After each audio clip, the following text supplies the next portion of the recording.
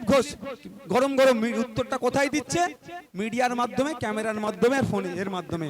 আর আপনারা কি করছেন? ঢাস করে যে মাথায় মেরে দিয়ে মাথা ফাটিয়ে হয় ওকে কবরে পাঠাচ্ছেন, নালে শ্মশানে পাঠাচ্ছেন, নালে আদমরা করে 307 খেয়ে জেলের ভাত খাচ্ছেন।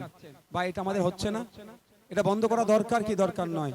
তাই আপনাদের একটা অনুরোধ করব, আজকের পর থেকে যদি কোনো দাদা দিদি বলে এই করো সেই করো, দেখে নেবো, বলবে দাদা দিদি 1952 সাল থেকে এই করো সেই করো, তোমার দাদুরা আমার দাদুদেরকে দিয়ে করিয়েছে, তোমার বাবারা আমার বাবাদের দিয়ে করিয়েছে, তোমরা এখন আমাদের দিয়ে করার চাইছো, আর হবে না।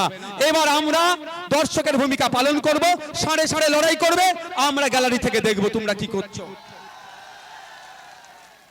হবে তো নাকি? হ্যাঁ, নেতাদেরকে দিল্লি পাঠাবার জন্য আপনি আপনার ঘরের ভালোবাসার মানুষকে, কাকার ছেলেকে, জ্যাঠার ছেলেকে, মাসির ছেলেকে, পিসির ছেলেকে একসাথে বসবাস করছেন এই 1-150 বছর ধরে, হিন্দু মুসলমানের যে সুসম্পর্ক, সম্প্রীতির সম্পর্কটাকে এরা নষ্ট করে দিচ্ছে এই নেতাগুলো। এদের ফাঁদে পা দেওয়া যাবে? তাই আপনাদের বলবো, মারামারি হান্নাহানিতে জড়াবেন না। কেস খাবে পাবলিক, আর নেতা হবে ওই ওর দাদুর ছেলের নেতা হবে, আর নয়। এবার আপনাদেরকে ভাবতে হবে, আপনাদের জন্য ভাবতে হবে। অনেক মারামারি হানাহানি হয়েছে, বসিরহাট কোর্ট আর বাড়ি করা আছে আপনার দাদু একটা সময়, আপনার বাবাকে বসিরহাট কোর্ট আর বাড়ি করিয়েছে, এখন আপনাকে বসিরহাট কোর্ট আর বাড়ি করাচ্ছে। এটা আর করতে দেওয়া যাবে না। নেতারা জানে মারামারিতে জড়াবে না, কারণ মারতে গিয়ে যদি একদম মার্ডার হয়ে যায়, 302 ধারা আছে, ও জেল থেকে কবে বার হবে কোনো গ্যারান্টি নাই, 10-12 বছর যাবজ্জীবন জেল হয়ে যেতে পারে। নেতারা ওই জন্য লড়াই করবে না। আর কি বলছে? লড়াই লড়াই লড়াই চাই, লড়াই করে বাঁচতে চাই। লড়াইটা কারা করছে? 300 টাকার রোজের মজুরি যারা কাজ করেন, যিনি কৃষক, তারা করছেন। আর বাঁচছে কে? সুজন চক্রবর্তী, বাঁচছে কে? মোহাম্মদ সেলিম, বাঁচছে কে? ফিরাদ হাকিম, বাঁচছে কে? অধীর বাবু। ও হতে দেওয়া যাবে না। যদি অধীর বাবুদের এতই স্লোগান দেওয়ার মন যায়, আসো তোমরা সাড়ে সাড়ে লড়াই করো, আমরা দেখবো। এইসব বলি বলে ভাই আমার উপরে রাগ, আমি কি ভুল বলছি? আচ্ছা, এটা শুনতে কারো খারাপ লাগছে? একটু বুঝতে হবে ভাই, আপনাদের অনেক লড়িয়েছে। আমার উপরে রাগ কেন জানেন? আপনার দাদু, আমার দাদুরা সহজ সরল ছিল, সহজ সরল ছিল। গাছে তুলেছে, পাম দিয়ে গাছে তুলিয়েছে, পাখিটা পেড়ে নিয়ে ও দাদা বলেছে চট করে উঠেছে গাছে। কেউ পড়ে হাত ভেঙেছে, কেউ পড়ে মরেছে, কেউ আবার পাখি পেড়ে এনে দিয়ে দিয়েছে। কিন্তু আমার দাদু যে পড়ে হাত ভাঙলো, যে পড়ে মরলো, বছরে একবার এসে তার ছবিতে মালা লাগিয়ে কি বলছে? অমুক অমর রহে বলে ছেড়ে দিচ্ছে। বাকি 364টা দিন আমার দাদুর পরিবারের কিভাবে কেটেছে আমার দাদুরাই বলতে পারবে। এক কথায় দাদুর পরিবার ধ্বংস হয়ে গেছে। আমার বাবারা সহজ সরল ছিল, পাম দিয়েছে, গাছে তুলেছে, পাখিটা পেড়ে নিয়ে ও দাদা বলেছে, দিদি বলেছে, উঠতে গেছে চড়চড় করে, পড়ে হাত পা ভেঙেছে, একইভাবে ক্ষতিগ্রস্ত হয়েছে। বছরে একটা দিন এসে কেমন আছিস রে, বা ভালো আছিস, আহারে খুব ভালো কর্মী ছিল আমাদের বলে একটা মালা চড়িয়ে কেটে পড়ে। বাকি বছরে 364টা দিন কিভাবে গেছে তার পরিবারই জব বলতে পারবে। এখন আমাদেরকেও বলছে কাছে ভোট, কিন্তু আমি নওশাদ সিদ্দিকী বলছি আর হবে না, অনেক হয়েছে। আমি নিজেকে চালাক বলছি না, কিন্তু আমার দাদুরা সহজ সরল ছিল। আমি চালাক বলছি না, আমাদের হাতে কিন্তু অ্যান্ড্রয়েড সেট এসে গিয়েছে। দেখতে পাচ্ছি তুমি এসি রুমে বসে অমুক নেতার জন্য অমুক নেতার সাথে চা খাচ্ছ, আর তুমি আমার পাড়াতে আমার সাথে ওকে লাগিয়ে দিচ্ছ, হবে না। আমার বক্তব্য, গাছে উঠতে যখন নওশাদ সিদ্দিকী জানে গাছে উঠবে, নিজের পাখিটা নিজে পেড়ে নিয়ে আসবে, অন্য কাউকে আর পাখি দেবে না। সাথে কি বলেছি আমি অকৃতজ্ঞ নয়। আমার দাদুরা যেহেতু এদের জন্য এত জান দিয়েছে, আমার বাবারা দিয়েছে, একটু এদের জন্য তো জান দিতে হবে, নাহলে একদম খারাপ কথা হয়ে যাবে। আমি বলছি কি আপনি গাছে উঠতে পারেন না, আমি মই দিয়ে দিচ্ছি, গাছে উঠা শিখিয়ে দিচ্ছি, গাছে উঠে পারুন। তবে হ্যাঁ ভাই, আপনি বিশ্বাস করুন, আমার দাদু যখন গাছে উঠেছিল আপনি তলায় ক্যাশ নেওয়ার জন্য দাঁড়াননি। আপনি যদি গাছ থেকে পড়ে যান, তলায় জান দিয়ে ধরার জন্য, ক্যাশ নেওয়ার জন্য নওশাদ সিদ্দিকীরা রেডি আছে। আর কতদিন মার খাবেন বাবা? আর কতদিন মার খাবেন? আজকে ইটভাটায় শ্রমিকের একটা ছেলে পার্লামেন্টে যেত, আজকে যদি একটা কৃষকের ছেলে আইনসভার মধ্যে যেত, আজকে যদি একটা দর্জির ছেলে আইনসভার মধ্যে যেত, তাহলে তার দুঃখ দুর্দশার কথা সে বুঝতে পারতো, পার্লামেন্টে তুলতো। আমি বলছি না যে তাদেরকে শুধু পাঠাতে হবে, কিন্তু তাদের দুঃখ দুর্দশাটাকে যারা ভাবে তাদেরকে পার্লামেন্টে পাঠাতে হবে। ইন্ডিয়ান সেকুলার ফ্রন্ট এই কৃষকদের কথা ভাবে, এই শ্রমজীবী মানুষের কথা কথা ভাবে, এই দর্জি শ্রমিকের কথা ভাবে, এই ইটভাটা শ্রমিকের কথা বলে, এই শ্রমজীবী মানুষের কথা ভাবে। তাই ইন্ডিয়ান সেকুলার ফ্রন্ট আমাদের পক্ষ থেকে আমাদের প্রতিনিধিকে আপনাদের হাতে তুলে দিয়েছে। আপনারা যদি আগামী জুন মাসের 1 তারিখে খাম চিহ্নে ভোট দিয়ে পার্লামেন্টে পাঠান, আমি দায়িত্ব নিয়ে বলতে পারি যে সমস্যাগুলো আছে, 17 বারের এমপি আপনাদের হয়ে যতটা না কথা বলেছে, আমার একবারের এমপি আর তাদের থেকে অনেক বেশি কথা আপনাদের হয়ে বলবে, লড়াই করে আপনাদের সমস্যাগুলো সমাধান করার চেষ্টা করবে। এটা আমি দায়িত্ব নিয়ে বলতে পারি। আপনাদের হাতে এবার নির্ভর করছে। আপনারা জানেন কোথায় আছে একটা অঙ্গলিকা খেল, হ্যাঁ আছে তো, খেলটা একবার দেখান, আঙুলের খেলাটা একবার দেখান। জুন মাসের 1 তারিখে আঙুলের খেলাটা একবার দেখিয়ে দেন। হাজী নুরুল ইসলাম থেকে শুরু করে মমতা ব্যানার্জি সবাই লাফালাফি করবে, সমস্ত এমএলএ আপনাদের দ্বারে চলে আসবে। আমি বলে রাখছি, একবার আঙুলের খেলা দেখান, দেখছেন তো ভোট পেয়ে যাচ্ছে, আর কেন এমএলএ কে পাবে আসবে, নেতারা আসবে কেন? আপনি একবার আঙুলের খেলা দেখান, এদের বিরুদ্ধে ভোট দিন, এই বিজয়মূলদের বিরুদ্ধে ভোট দিন, এই সুকান্ত বাবুদের বিরুদ্ধে ভোট দিন, এই রেখা পাত্রদের বিরুদ্ধে ভোট দিন, এই আপনার হাজী নুরুল ইসলামদের বিরুদ্ধে ভোট দিন, এদের বিরুদ্ধে ভোট দিয়ে খাম চিহ্নের পক্ষে ভোট দিয়ে পার্লামেন্টে পাঠান। আমি আপনাদের বলতে পারি আমরা দায়িত্ব নেব, যেমন ভোট আপনাদের দাঁড়ে দাঁড়ে এসে চাইছি এমপির পরিষেবা পাওয়ার জন্য। এমপির বাড়িতে আপনাদের যেতে হবে না, এমপি আপনাদের দাঁড়িয়ে এসে পরিষেবা দেবে 5 বছর ধরে। এই দায়িত্বটা আমরা নিতে পারি। মায়েরা উপস্থিত হয়েছেন হেভি অংশে, ওই ছাদেও আছে, দোতলাতেও আছে, ওখানে বাপেরা আছে, অনেক দূরে দূরে ছাদের উপরে লোকজন আছে।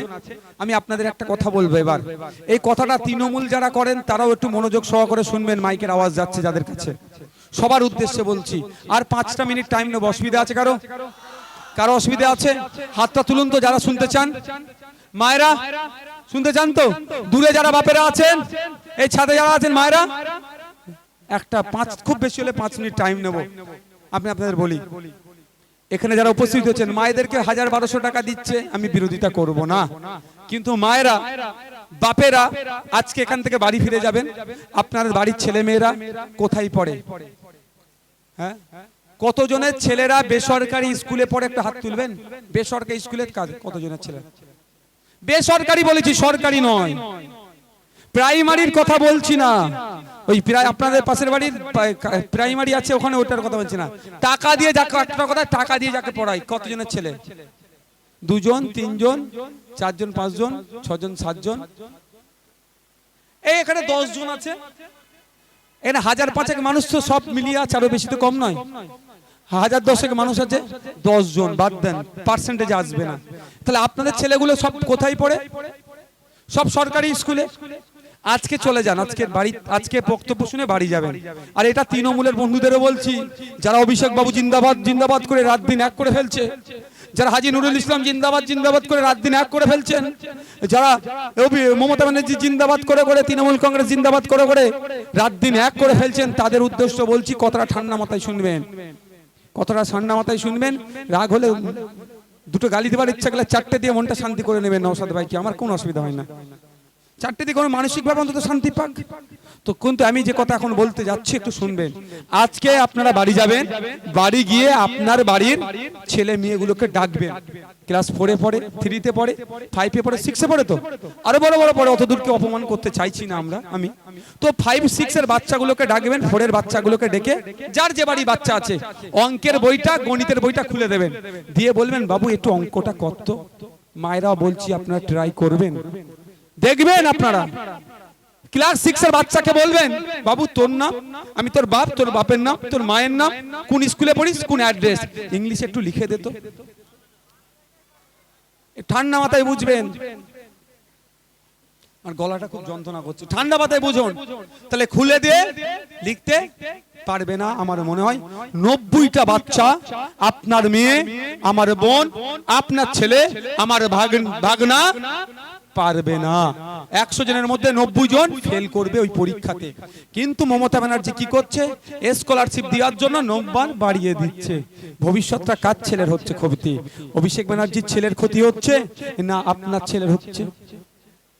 কার ছেলে হচ্ছে বলুন? তো ভাবতে হবে, যারা তৃণমূল করেন তাদের উদ্দেশ্য বলছি, গিয়ে ট্রাই করবেন। তাই মায়েদের আগে বলবো, এত সংখ্যায় মায়েরা এসেছেন, আওয়াজ তুলুন। এই 1000-1200 নাটক পরে হবে, প্রাইমারি স্কুল থেকে শুরু করে আপার প্রাইমারি, এই মাধ্যমিক স্তর, হাই স্কুল থেকে শুরু করে কলেজ পর্যন্ত স্কুলের সংখ্যা বাড়াতে হবে।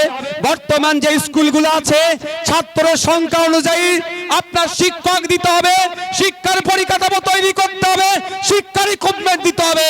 এই আওয়াজটা মায়েদেরকে সর্বপ্রথম তুলতে হবে যে মমতা ব্যানার্জি, তুমি 1200 টাকা দিয়ে, তুমি 1000 টাকা দিয়ে আমার ছেলের ভবিষ্যৎ নষ্ট করতে আমরা দেব না।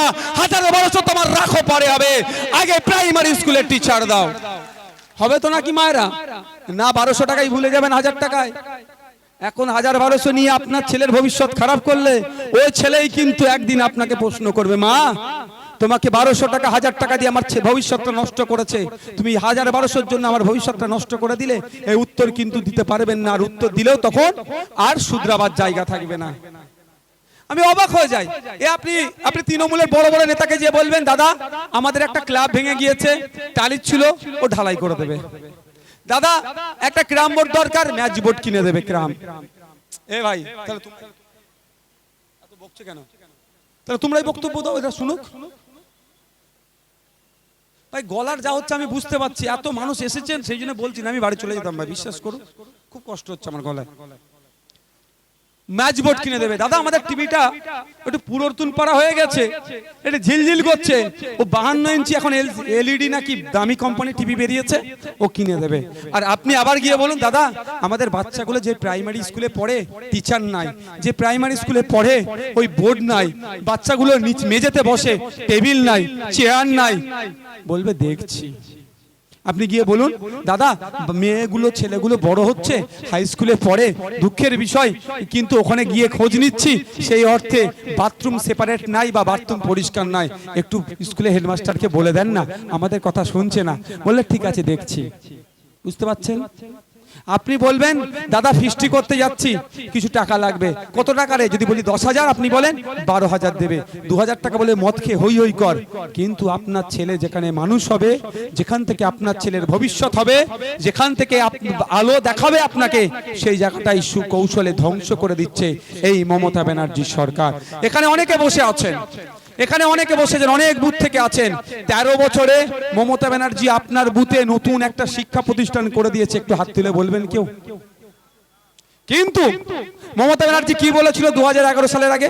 মুসলমান খাতরে মে হ্যায়, মুসলমানরা বিপদে আছে, এই দেখো মুসলমানদের শিক্ষা, স্বাস্থ্য, কর্মসংস্থান কিচ্ছু নাই, আমাকে দায়িত্ব দাও, আমি এগুলো সব সমস্যা সমাধান করব বলেনি। সাচার কমিটির সুপারিশগুলো বাস্তবায়ন করব। কি হয়েছে? 13 বছরে কিচ্ছু ডেভেলপমেন্ট করেনি। আমি আপনাদের দায়িত্ব নিয়ে বলতে পারি, মমতা ব্যানার্জি যদি সৎ সাহস থাকে, এই সাচার কমিটির মতো নতুন একটা কোন কমিটি হোক, যেই কমিটিতে এই 13 বছরে মুসলমানদের শিক্ষা, স্বাস্থ্য, কর্মসংস্থান থেকে শুরু করে ওয়াকাফ প্রপার্টি কত বেহাত হয়েছে তার তথ্যটা তুলে দেখলে চক্ষু চড়ক গাছ হয়ে যাবে। আমি একটা শুধু উদাহরণ দিচ্ছি, যখন মমতা ব্যানার্জি পশ্চিম বাংলায় শাসন কার্য দায়িত্ব কাঁধে তুলে নিয়েছিল, তখন 100টা চাকরিতে মুসলমানদের 4 জন মাত্র ছিল। এই 13 বছরে এত ভালোবেসেছে মুসলমানদেরকে, মুসলমানদের ছেলে মেয়েদেরকে চাকরি করার মতো কষ্ট করতে দেয়নি, ওই পার্সেন্টেজটা শূন্যের নিচে নামিয়ে দিয়েছে। বুঝতে পারছেন না কত ভালোবাসে? ভালোবেসে একটা জিনিস দিয়েছে আপনাদের, কি জানেন?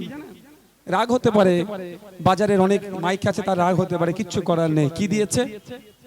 শিক্ষা প্রতিষ্ঠান দেয়নি, বরঞ্চ কেড়ে নিয়েছে, স্কুলগুলো বন্ধ করে দেওয়ার চক্রান্ত করছে, শিক্ষক দিচ্ছে না।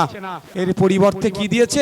লিগাল ইল্লিগাল মদের দোকান বুতে বুতে দিয়ে আমাদের সমাজগুলোকে, যুব সমাজগুলোকে, দলিত আদিবাসী মুসলমানদেরকে মাতাল করে দেওয়ার। নমশূদ্র ভাইরা যেখানে থাকে, মতুয়া ভাইরা যেখানে থাকে, সেই এলাকাগুলোতে দেখুন মুসলমান ভাইরা যেখানে থাকে, লিগাল ইল্লিগাল মদের নেশার দোকান ভরপুর করে দিয়েছে, যুব সমাজকে শেষ করছে।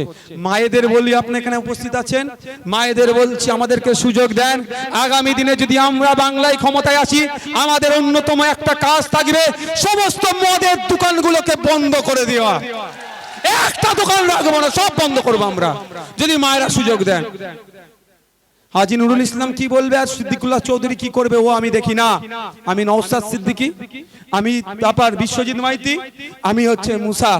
আমরা কি করব যদি মায়েরা সুযোগ দেন আপনাদের বলবি, কারণ মায়েরাই বলতে পারবে রাতে যে ছেলেটা মদ্যপান করে তার বাড়িতে ঢুকলো, সেই মা, সেই বোন, সেই মহিলা ছাড়া সে কি কষ্টে রাত যাপন করছে সে ছাড়া অন্য কেউ বলতে পারবে না। আর মমতা ব্যানার্জি সুকৌশলে এই বাংলার মুসলিম যুব সমাজকে, বাংলার দলিতদেরকে, বাংলার আদিবাসীরা, বাংলার নবশুদ্ধ সমাজের মানুষেরা, বাংলার মতুয়ারা যেখানে বেশি বেশি বসবাস করে সেখানে স্কুল না দেওয়ার পরিবর্তে মদের দোকান খুলে ব্যবস্থা করে দিচ্ছে। এই অপদত্ত মহিলাকে আমরা ভোটে হারাতে হবে, হবে না ভাই? হবে না মায়েরা? ভোটটা দিন, এগুলো বন্ধ করতে হবে। রাখতো ওখানে। আরে পশ্চিম বাংলার এখন মেন শিল্প কি জানেন? মদ। ভাবতে পেরেছেন? মদ তো অন্য অন্য রাজ্যে বন্ধ আছে, সেই রাজ্য কি চলে না?